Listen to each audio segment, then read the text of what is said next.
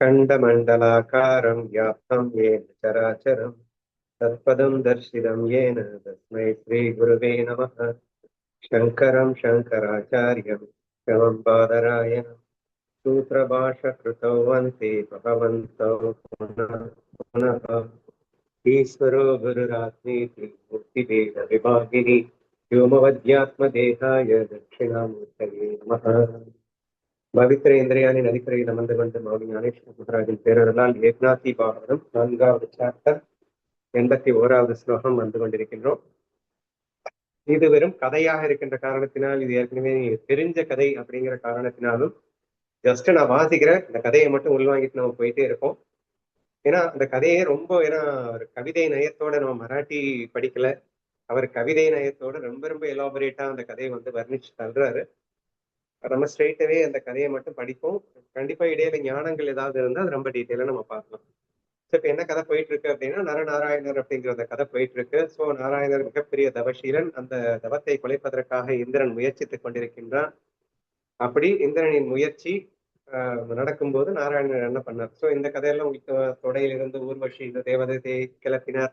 எத்தனையோ அப்சரஸ்தர்களை அனுப்பும் போதும் அவர் அசராமல் இருந்தார். இறுதியில் தன் தொடையிலிருந்து ஊர்வஷி என்ற தேவதையை இவரை வந்து அவங்களுக்கு பரிசாக படைத்தார்.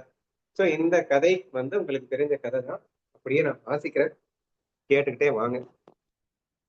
போன ஸ்லோகத்துல 80வதுல இவ்வாறு தங்களின் அனைத்து படைகளுடனும் இந்திரன் வந்து தன் படைகளுடனும் பெருமைகளுடனும் அவர்கள் அனைவரும் பத்ரிகாசிரமத்திற்கு வந்தடைந்தனர். நாராயணர் எங்கு தவம் செய்து கொண்டிருந்தாரோ அந்த இடத்தை நோக்கி மிகுந்த ஆவேசத்துடன் அவருடைய தவத்தை கலைக்கிறதுக்காக முன்னேறி செல்கிறார்கள். சரியா? இப்ப இன்னைக்கு 81ல வசந்த காலம் வந்தவுடன் அந்த ஆசிரம காடு முழுவதும் அழகாக காட்சியளித்தது. குயில்கள் மதுரமான குரலில் பாடத் தொடங்கின. நறுமணமிக்க குளிர்ந்த காற்று மெதுவாக வீசியது. மலர்கள் தங்கள் மகரந்த துகள்கள் மழையாக பொழிந்தன. அந்த ஆசிரமம் அவரு தவம் பண்ணிட்டு இருந்த இடம் எவ்வளவு அழகாக இருந்தது அப்படிங்கிற வர்ணனை தான் இது. அங்கே வண்டுகள் ரீங்காரமிட்டன. அழகிய பெண்களின் பாடல்கள் காம உணர்வை தூண்டும் விதமாக இருந்தன. அவர்களின் பாவனைகளும் அசைவுகளும் கடைக்கண் பார்வைகளும் காமத்தின் வேட்கையை தூண்டின. ஆனால் நாராயணருக்கு அந்த பெண்களாலோ அல்லது காமத்தாலோ எந்த ஒரு பாதிப்பும் ஏற்படவில்லை. அங்கே கோபத்தின் பராக்கிரமம் செல்லுபடியாகவில்லை. இதனால் கோபமும் தன் வீரியத்தை இழந்து வாடிய முகத்துடன் வெறுங்கையோடு பின்வாங்கியது. ஏன்னா அவரை கோபப்பட்டிலாம் நினைச்சதும் கோபப்படுத்தவும் முடியல, அவர் அசைக்கவும் முடியல. ரெண்டுமே தோத்துச்சு. பின்னர் மன்மதன் தன் நிலையை உறுதிப்படுத்திக் கொண்டு பெண்களின் கடைக்கண் பார்வை எனும் காம பானங்களை எய்தான். ஆனால் அந்த அம்புகளின் தாக்குதலால் நாராயணர் அணு அளவும் நிலை தவறவில்லை. இதெல்லாம் நான் புரிஞ்சுக்கணும் அப்படின்னா சிம்பாலிக் ரெப்ரசன்டேஷன். இந்திரன் என்றாலே இந்திரியங்கள் உங்களுக்கு நல்லா தெரியும். ஸோ இந்த இந்திரிய சுகங்களுக்கு அவன் என்னதான் இந்திரிய சுகங்களுக்கு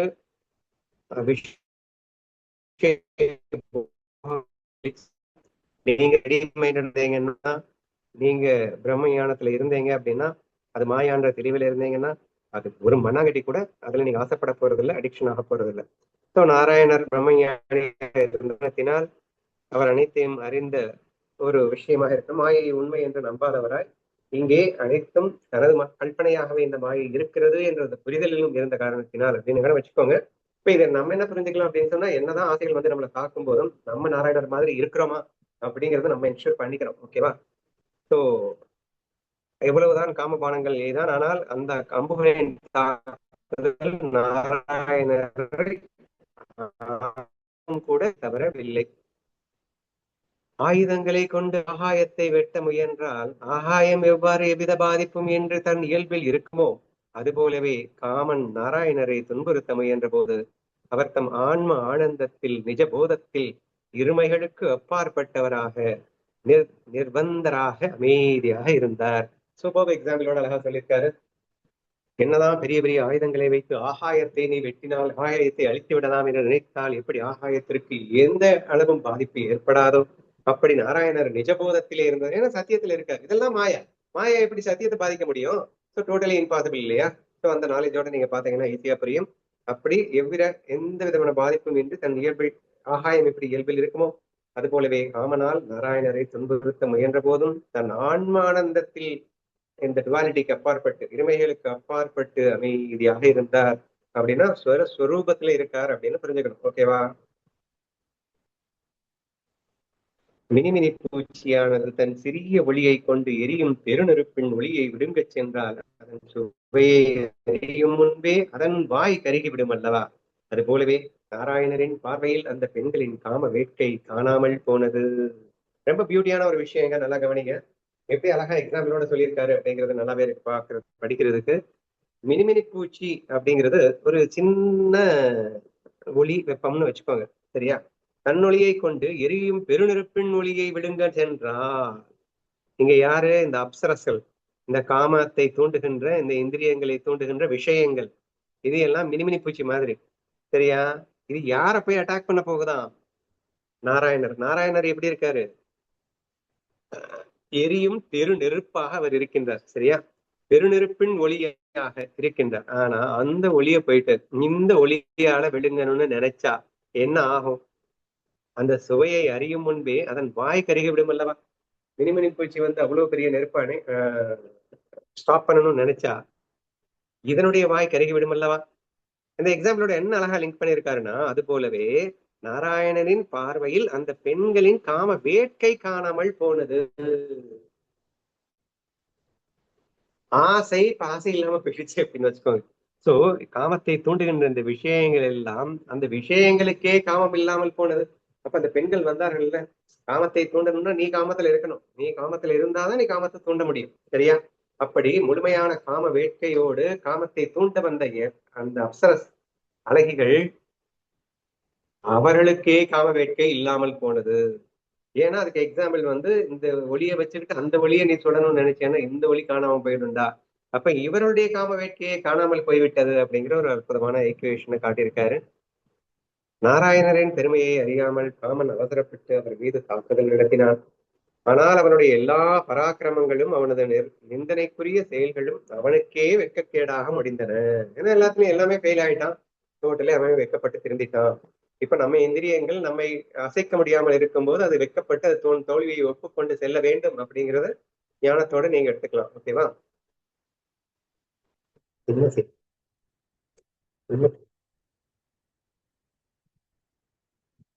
அங்கிருந்த அனைவரும் முகம் சுழித்து தலை குனிந்து பின்வாங்கி செல்ல தொடங்கினர்.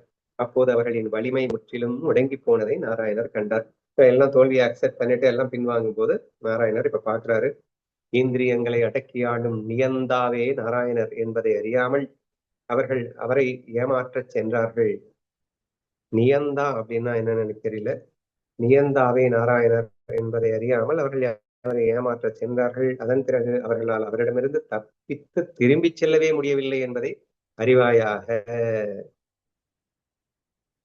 தங்களால் இனி நிச்சயமாக திரும்பி செல்ல முடியாது என்பதை உணர்ந்த அனைவரும் அங்கே மிகுந்த நடுக்கமுற்று பயந்து கலக்கமடைந்தனர். ஐயையோ தோத்து போயிட்டோம், இனிமே இவர் என்ன பண்ணுவாருன்னு தெரியலையே அப்படின்னு பயந்து நடுங்கிட்டு இருக்காங்க. நாராயணரின் பிரதாபத்தை நாம் மீறிவிட்டோம், இப்போது அவர் கோபமடைந்து நமக்கு சாபம் கொடுத்து விடுவார் என்ற பயத்தால் அவர்கள் முகம் வாடி உடல் நடுங்கி பயந்து நடுங்கிக் கொண்டிருந்தார்கள் அப்படின்னு ஃபீல் பண்ணுங்க. சோ நம்ம இந்திரியங்களோட கனெக்ட் பண்ணோம்னா எல்லாம் ஃபெயில் ஆயிடுச்சு அப்படின்னா ஐயோ இனிமே என்ன பண்ணுவான்னு தெரியலையே, வெறும் கசப்பா சாப்பாடு போட்டுருவானா, இல்லை இந்திரியங்களுக்கு பற்றி போட்டுருவானா, என்ன பாடுபடுத்த போறானோ நம்மள. ஏன்னா இத்தனை நாள் நம்ம அவனை ஆட்டி படைச்சுட்டு இருந்தோம், இப்ப என்னடானா நம்மளை வின் பண்ணிட்டான், நம்ம தோத்து போயிட்டோமே, இனி என்ன பண்ண போறோம்னு தெரியலையே இப்படின்னு நம்ம 5 புலன்கள் நம்மளை பார்த்து கெஞ்சனும் இல்ல. நாராயணருக்கு அப்படித்தானே இப்ப ஆயிட்டு இருக்கு. சோ அந்த மாதிரி அந்த லிங்க் பண்ணிக்கோங்க அப்படிங்கிறதுக்காக நான் சொல்றேன். சோ இப்ப அவர்கிட்ட பாவம் எல்லாரும் பயந்து நடுங்கிட்டு இருக்காங்க. ஏன்னா இந்திரியங்கள் என்ன பாடுபட போகிறதோ அப்படின்னு. சாபம் சாபம் கொடுப்பார் அப்படிங்கறத நம்ம எப்படி எடுத்துக்கணும்னா, இப்ப பொதுவா என்ன இத்தனை நாள் ஆட்டி படைச்சலடா மாவனே அப்படின்னு சொல்லிட்டு நம்ம அதுக்கு பட்டினி போடலாம், என்ன வேணா பண்ணலாம். அப்போ ஆஹ் அப்படி பண்ணி விடுவாரோ என்று இந்த இந்திரியங்கள் எல்லாம் பயப்படுகின்றனவா. ஓகேவா? அவர்களின் இத்தகைய நிலைமையை கண்டு கருணாமூர்த்தியான நாராயணர் தன் உள்ளத்தில் இரக்கம் கொண்டார். அவரது மனதில் அணு அளவும் கோபம் ஏற்படவில்லை. இதுவே நாராயணரின் ஒப்பற்ற அபினவ சாந்த குணமாகும். பட் போங்கடா, நீங்களே எல்லாம் வரும் ஜடங்கள், என்னுடைய ஆற்றலினால் என்னுடைய சாநித்தியத்தை கொண்டு வாழ்கின்ற அற்ப ஜனங்கள். ஏன்னா பிரம்மம் அப்படித்தானே பார்க்கும். இதெல்லாம் மனசுதானே. இந்த அப்சரஸ்கள் எல்லாமே காமன் கொண்டிருந்த புலன்கள் எல்லாமே மனசின் மனசுலதான் அந்த மனசுக்கே உயிர் கொடுக்கிறது அந்த நாராயணன் அல்லவா, அந்த பிரம்மம் அல்லவா. அப்ப அந்த பிரம்மம் வந்து மனசை பார்த்து கோவிச்சுக்கிட்டு என்ன செய்ய போகுது? இது தான் தானே இத்தனைக்கும் மாயையாக வந்திருக்கின்றது. அதனால கோபம் கொள்ள வேண்டிய அவசியம் இல்லை. நீங்க தத்துவத்தில இருந்து பார்க்கும்போதும் கூட. சோ தன் உள்ளத்தில் இரக்கம் கொண்டார். அவரது மனதில் அணு அளவும் கோபம் ஏற்படவில்லை. இதுவே நாராயணனின் அப்பற்ற அபிநவ சாந்த குணமாகும். இந்திரன் செய்த இந்த தவறான செயலை அறிந்த ஆதி தேவனான நாராயணர் சற்றும் வியப்போ கோபமோ அடையாமல் நடுங்கிக் கொண்டிருந்த அவர்களை பார்த்து சிரித்துக் கொண்டேயே கூறினார், மன்மதனே, தென்றல் காற்றே, தேவலோக பெண்களே, நீங்கள் யாரும் பயப்பட வேண்டாம். எங்களுடைய உபசரிப்பை ஏற்றுக்கொண்டு இந்த ஆசிரமத்தை பாழாக விடாமல் மங்களகரமாக்குங்கள். அதாவது அவங்க எல்லாருக்கும் நீங்க எதுவும் பயப்பட வேணாம். நீங்க வந்து என்ன பண்ணுங்க, இந்த பத்ரிகாசிரமம் அப்படிங்கிற அந்த இடத்துக்கு தானே இங்க எல்லாருமே வந்திருக்காங்க. அந்த ஆசிரமத்தை பாழாக விடாமல் மங்களகரமாக்குங்கள் அப்படின்னு சொன்னா, இப்போ எல்லா காமத்தை தூண்டும் விஷயங்கள் எங்க இருக்கு? இப்போ பத்ரிநாத்ல இருக்கு. இப்போ அந்த பத்ரிநாத் அப்படிங்கிற இடம் வந்து இது வந்து உங்களால பாழாக கூடாது. இது எல்லாத்தையுமே நீங்களே மங்களகரமா மாற்றிடுங்க அப்படின்னு வந்து நாராயணர் கேட்டுக்கிறார். இந்திரன் இவ்வளவு பெரிய தவற்றை செய்திருந்தாலும் நாராயணருக்கு கோபமே வரவில்லை. ஆச்சரியப்படத்தக்க அவரது ஆத்ம சாந்தி இவ்வளவு ஆழமானது. காமன் முதலானோர் செய்த தீமைகளை அவர் ஒரு பொருட்டாகவே மதிக்கவில்லை. தத்துவத்திலேருந்து பாத்தீங்கன்னா இது மதிக்கவாங்க தோணும். ஆப்டர் இது இல்லதானேங்க, மாயை தானே. அதுவும் என்னுடைய மாயை அல்லவா.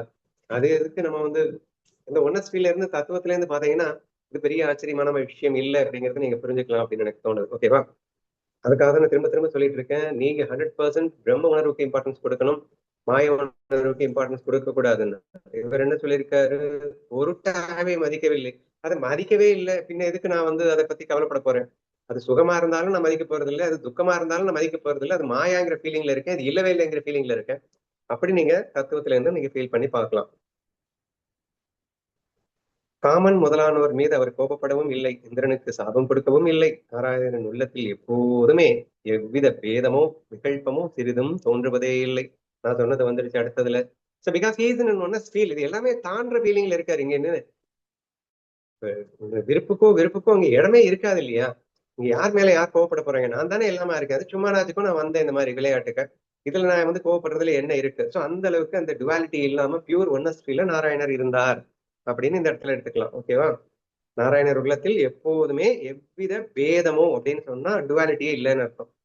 சிறிதும் தோன்றுவதே இல்லை.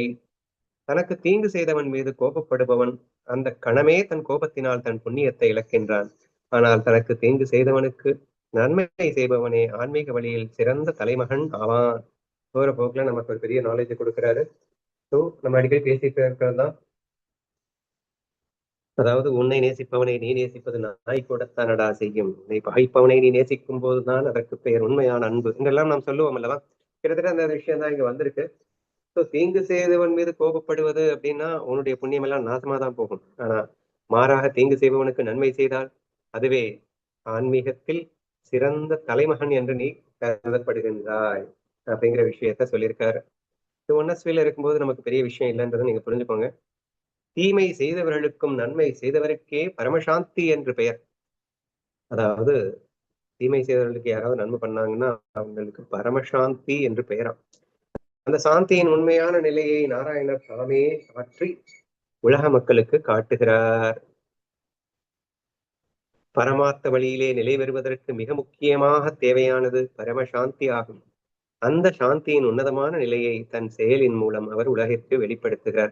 இதெல்லாமே லீலையாக பண்ணி நம்ம எல்லாம் அப்படிலாம் இருக்கணும். இதெல்லாம் பார்க்கும்போது நமக்குள்ள ஒரு இன்ஸ்பிரேஷன் வரணும், நம்ம இப்படி ஆகணும்ன்ற ஒரு தாகம் வரணும். நமக்கு எடுத்துக்காட்டாகத்தான் இப்படி எல்லாம் விளையாட்டு லீலைகள் தான் பண்ணிட்டு இருக்காங்க. சோ அந்த விஷயத்தை இங்க சொல்லியிருக்கார். பயந்து நடுங்கிக் கொண்டிருந்த காமன் முதலானோரையும் சந்தேகத்தோடு நின்ற அப்சரஸ் பெண்களையும் கண்டு அவர்களுக்கு நாராயணர் தொடங்கினார். பேசவே ஆரம்பிக்கின்ற பாருங்க. ஓ காமனே, வசந்த காலம் வந்திருக்கிறீர்கள். பதிந்ததால் ஆசிரம பூமி தூய்மை அடைந்தது அப்படின்னு எடுத்த உடனே பாராட்டிதான் ஆரம்பிக்கிறார். நீங்கள் இங்கே வந்திருப்பதால் உங்களை உபசரித்து பூஜிப்பது எங்கள் கடமை அல்லவா? இதுவே எங்களது தவம். எனவே எங்களுடைய இந்த உபசாரங்களை நீங்கள் ஏற்றுக்கொள்ள வேண்டும். வா சூப்பர். நான் அடிக்கடி சொல்றேன், தத்துவத்துல இருந்து பேசுறேன், கதையில இருந்து நான் பேசல. தத்துவத்துல இருந்து நான் அடிக்கடி சொல்லுகின்ற விஷயம் என்னன்னா, டே பிரம்மன் தாண்டா மனசுக்கே உணர்வை கொடுக்குது, மனசுக்கே சந்தோஷத்தை கொடுக்குது. அப்படின்னா என்ன? மாயையால் 1% கூட உனக்கு பிரயோஜனம் இல்லை. ஆனா பிரம்மம் தான், பிரம்மம் இல்லைன்னா மாயையால ஒண்ணுமே இல்லாம போயிடும். சரியா? அப்படின்னு நம்ம சொல்லிருக்கோம். அப்படின்னா என்ன அர்த்தம்? மாயைக்கு உயிர் கொடுப்பதே பிரம்மம் அல்லவா? இப்போ இந்த மாயை தான் இங்க தேடி வந்திருக்கு நாராயணர். அப்போ நாராயணர் வாங்கப்பா நீங்க எல்லாம், நான் உங்களுக்கு என்ன சொல்லியிருக்காரு? எங்களது தவம், உங்களை உபசரித்து பூஜிப்பது எங்களது தவம்.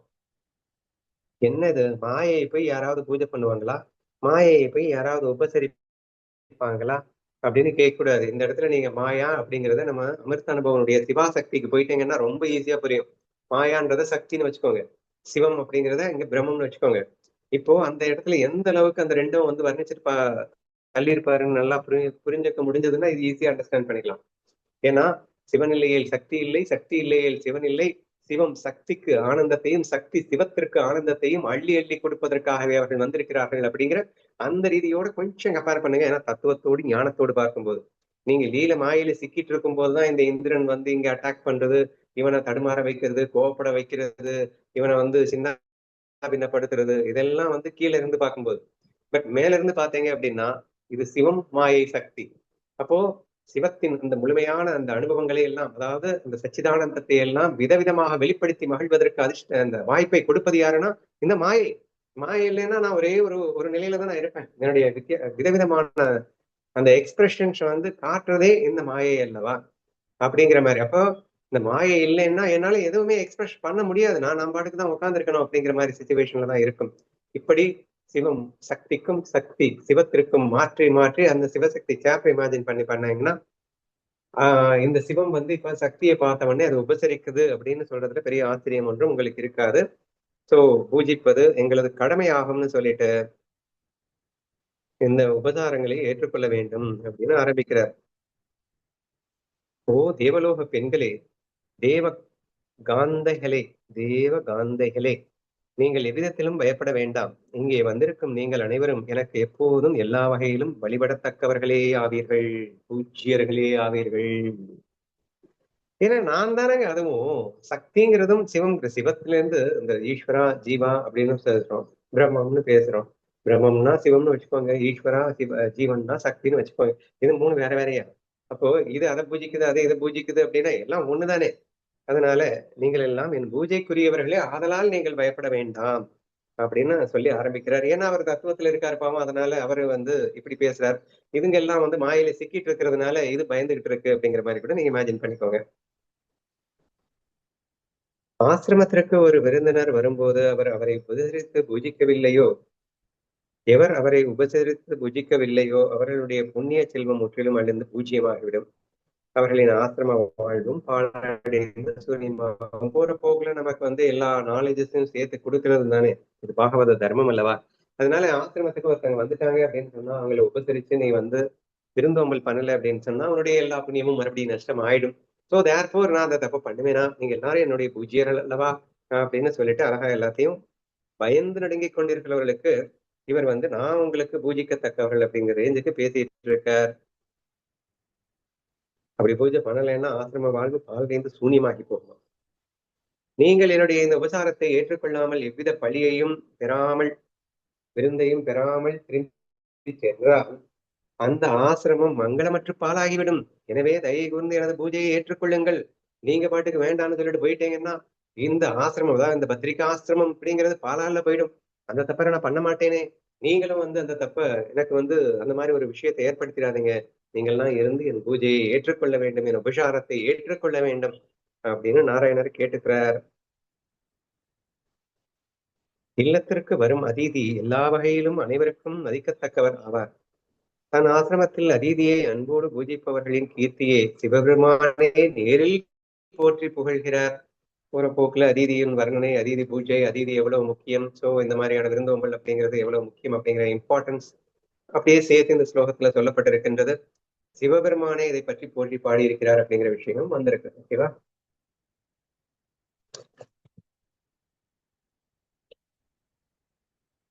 OV 105. சம்பந்திகள் ஷம்பந்திகள் பெண் பிள்ளை கொடுத்தவர்கள் கோபித்துக் கொண்டால் எவ்வாறு அவர்கள் காலில் விழுந்து சமாதானம் செய்வார்களோ, அதுபோலவே இல்லத்திற்கு வந்த அதிதி முகத்தை திருப்பி செல்லும் போது யார் அவரை வணங்கி மகிழ்விக்கிறார்களோ அவர்கள் ஆன்ம ஆனந்தத்தின் சுகத்தை பெறுகிறார்கள். பப்பா என்ன எக்ஸாம்பிளோட லிங்க். சம்பந்தக்காரங்க கோவிச்சுக்கிட்டாங்கன்னா காலில் விழுவோமா? அந்த மாதிரி அதீதி வந்து அதீதி கோவிச்சுக்கிட்டாங்கன்னா காலில் விழுந்து அவங்கள மகிழ்விக்கணும். அப்படி மகிழ்விச்சாதான் நீ வந்து ஆன்ம சுகத்தையே பெறுவாய் அப்படிங்கிற ரேஞ்சுக்கு நமக்கு இந்த அதீதியினுடைய அந்த அல்லது விருந்தோம்பலினுடைய அவசியத்தை இந்த கதையின் வாயிலாக சொல்லிக் கொண்டு போகிறார் அப்படின்றத புரிஞ்சுக்கோங்க. சம்பந்திகள் கோவித்துக் கொண்டால் அவர்கள் தன் மகனை அனுப்ப மறுப்பார்கள். அவ்வளவுதான் நஷ்டம். ஆனால் அந்த அதீதி கோபித்துக் கொண்டு சென்றால் கோடிக்கணக்கான புண்ணியங்கள் அழிந்து விடுமப்பா.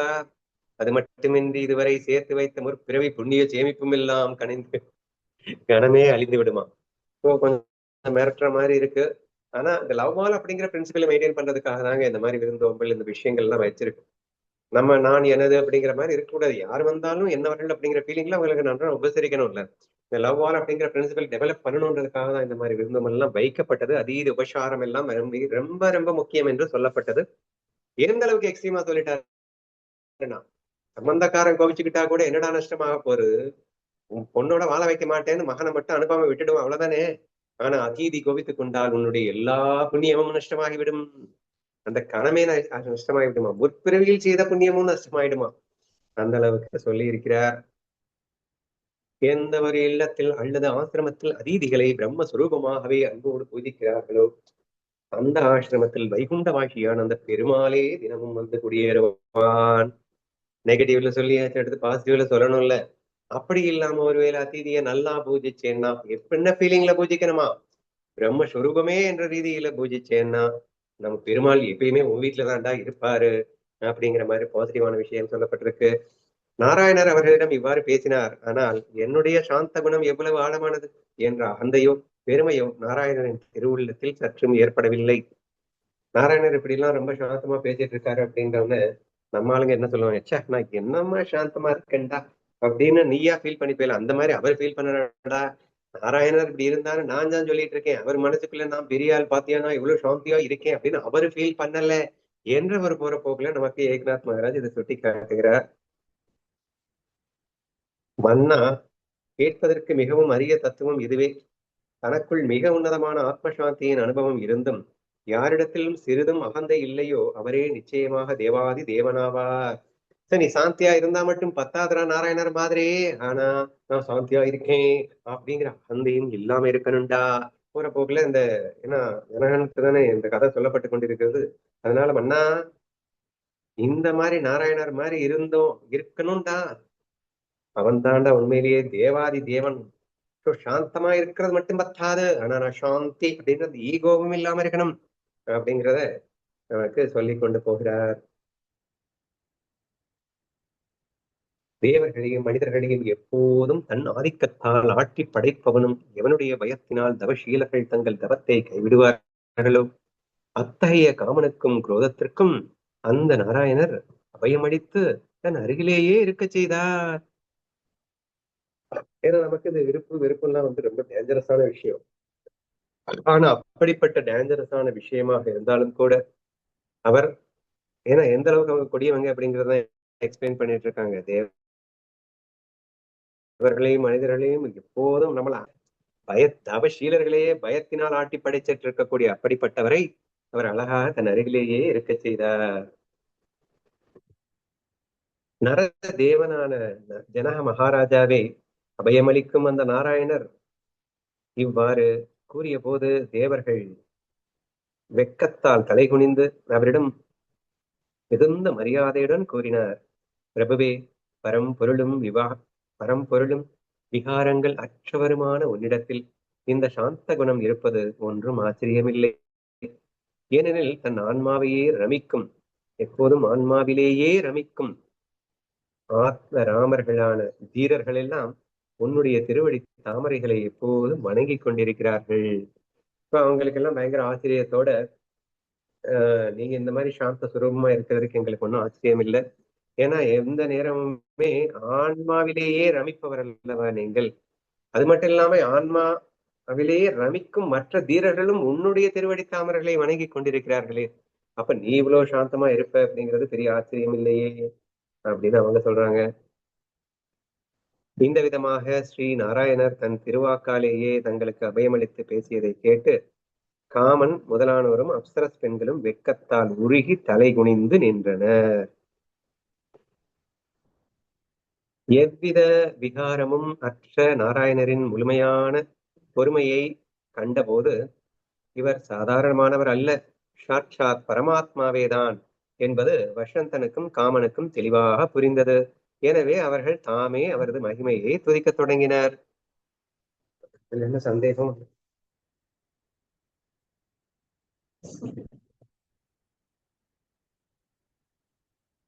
மனிதர்களுக்கு அரசனான சக்கரவர்த்தியே,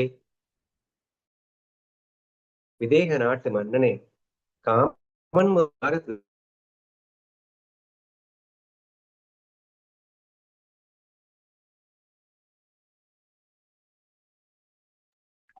அண்ணா கேக்கலண்ணா.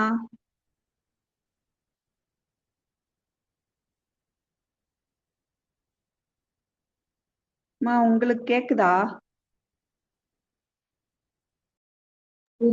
கேக்கல. சரிம்மா, ஓகேம்மா.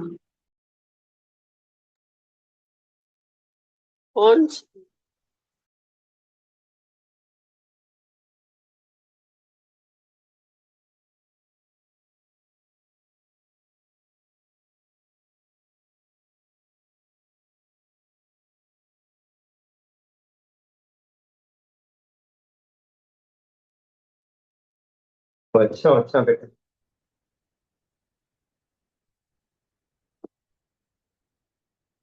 ஓகே, நம்ம ஆல்மோஸ்ட் முடிச்சிட்டோம்.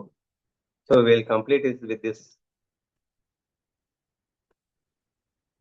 மனிதர்களுக்கு அரசனான சக்கரவர்த்தியே, விதேக நாட்டு மன்னனே, காமன் முதலானோர் இந்த நாராயணரை மிகுந்த பக்தி பாவத்துடன் எவ்வாறு துதித்தார்கள் என்பதை கேட்பாயாக அப்படின்னு சொல்லிட்டு, இவங்க எல்லாருமே, இந்த காமன், வசந்தன், அப்சரசுகள், இவங்க எல்லாருமே எப்படி நாராயணனை துதித்தார்கள் அப்படிங்கிறத நான் மறுபடியும் டீட்டெயிலா எக்ஸ்பிளைன் பண்ண போறேன் அப்படின்னு சொல்லிட்டு ரொம்ப இலாபரேட்டா இந்த கதை போயிட்டு இருக்கு. அதனாலதான் கொஞ்சம் ஃபாஸ்டா போயிட்டு இருக்கேன்.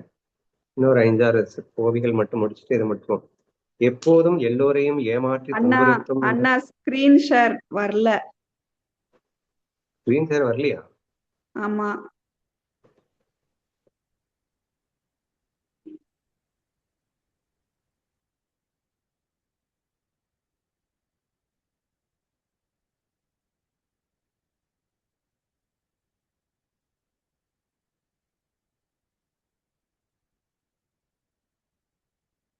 எப்போதும் எல்லோரையும் ஏமாற்றி துன்புறுத்தும் அந்த காமனும் குரோதமும் நாராயணரின் முழுமையான சாந்தத்தை கண்டனர். இப்போது அந்த காமனும் குரோதமும் நாராயணரின் அந்த பரம சாந்தியை துதிக்க தொடங்கினர். ஸோ இப்போ எப்படி வழிபட்டார்ன்றதான் எக்ஸ்பிளைன் பண்ண போறாரு. எதன் மூலமாக ஸ்ரீ நாராயணர் மனமகிழ்ந்து முழுமையான கருணை காட்டுவாரோ அத்தகைய உன்னதமான துதியை அவர்கள் பரமார்த்த அறிவோடு முழுமையாக பாடத் தொடங்கினர்.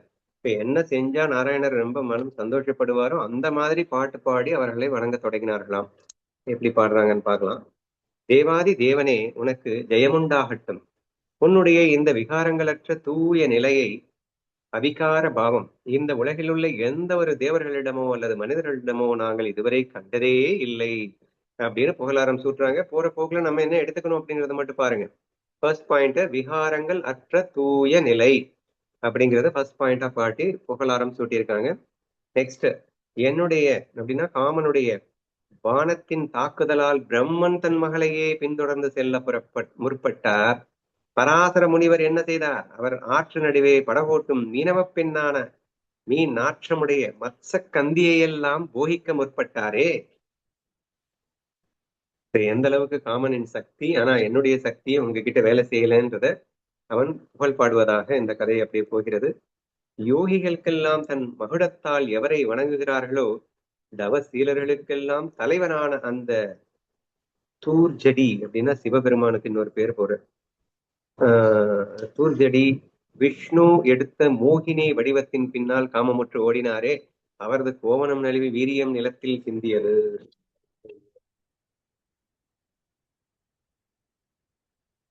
ஸோ எகெயின் ஸோ எந்தெந்த எவ்வளவு பெரிய பெரிய மகரிஷிகள் மகான்கள் ஈவன் பரமேஸ்வரனே விஷ்ணு எடுத்த மோகினியின் பின்னால் போகலையா?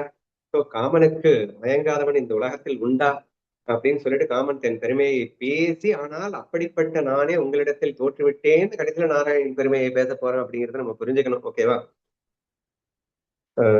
வீரியம் நிலத்தில் சிந்தியது, அவரது கோவணம் நழுவி வீரியம் நிலத்தில் சிந்தியது. வீரியம்னா மேபி அந்த பிந்து. ஸ்ரீ மகாவிஷ்ணுவோ பிருந்தையின் சுடுகாட்டில் காம வேதனையால் விஷயக்லாவனியால் கிடந்து தவித்தார். இந்திரன் அகலியை ஏமாற்றிய கதை வேதங்களிலும் புராணங்களிலும் விரிவாக விவரிக்கப்பட்டுள்ளது. மகாவிஷ்ணுவே பிருந்தை அப்படிங்கிறது, பிருந்தையின் சுடுகாட்டிலே காம வேதனையால் கவித்தார்னு ஒரு பெரிய கதை இருக்கும் போலப்பா, எனக்கு தெரியாது. ஸோ பரமசிவன் காமத்தினால பாதிக்கப்பட்டிருக்கிறார், மகாவிஷ்ணுவே காமத்தினால் பாதிக்கப்பட்டிருக்கிறார். இந்திரன் சொல்லவே வேணாம். அகலியை ஏமாற்றிய கதையில வேதங்களிலும் புராணங்கள் எல்லாம் நீங்க பார்த்து தெரிஞ்சிட்டு இருந்திருப்பீங்க. ஏன் நாரதரையே எக்ஸாம்பிள் காட்டுறாரு பாருங்க. நாரதர் ஒரு முறை என் பேச்சை கேட்காமல் என்னை அலட்சியம் செய்தார். அதன் விளைவாக அவரே பெண்ணாக மாறி 60 பிள்ளைகளை பெற்றெடுத்தார். என்னுடைய இந்த காம கோலின் அடிக்கு தட்டக்கூடிய அத்தகைய பலசாலி இந்த சிருஷ்டியிலேயே யாரும் இல்லையே அப்படின்னு இந்த காமனின் வர்ணனை தொடர்ந்து, அப்படிப்பட்ட என்னால் உங்களை எதுவும் செய்துவிட முடியவில்லையே அப்படின்னு இந்த நாராயணனை பார்த்து புகழ் பாடும் இந்த விஷயம் தொடர்கிறது. We will continue tomorrow.